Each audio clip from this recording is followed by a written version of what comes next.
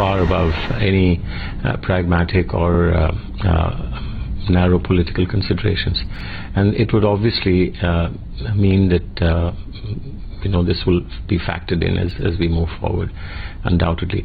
But for me, I must explain that I wasn't in the cabinet, but I have to take responsibility for a cabinet decision. It was obviously a collective decision. You don't go to an ordinance or anything else to Parliament without cabinet approval.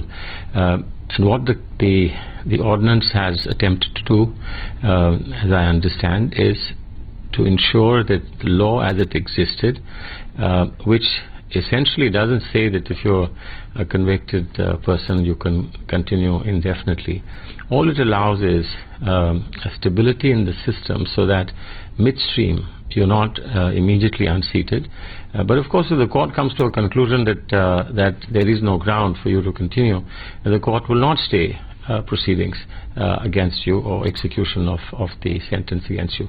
I think it was felt, and perhaps not just by us alone, by many political groups, that it was important not to upset midstream an arrangement within legislatures.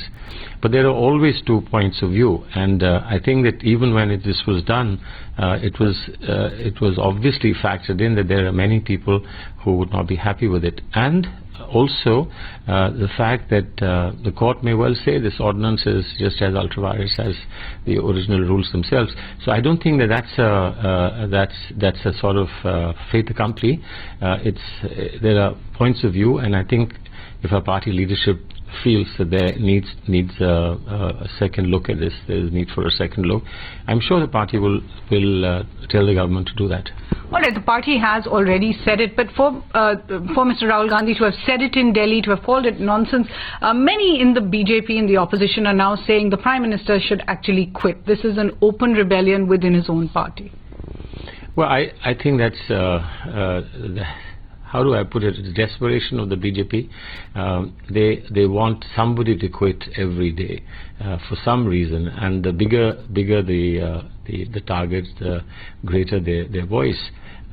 If we were to respond in kind, we would have many more reasons to get them all to resign. But I don't think that this is serious politics. We are a democratic party, and certainly there wasn't a great excitement in doing what we did, but it was a pragmatic necessity felt on basis of consultations that happened with other parties.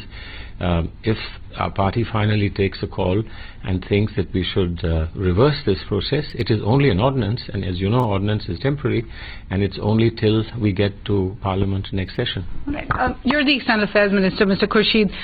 When this kind of undermining of a government decision happens, especially when the Prime Minister is about to go into some fairly serious negotiations, he's meeting with President Obama, he meets with Prime Minister Nawaz Sharif and other heads of state, doesn't this undermine him at an international level too? Well, I think not. I mean, this is a system. You're talking about something of this nature being sitting on the American soil, where we've just seen enormous debates on Syria, the president's position on red lines, and the inability of the president to carry a lot of public opinion with him, and then of course a decision to give the final call to Congress. Now, some people applaud that, and some people say this is a sign of weakness. Now, I think you've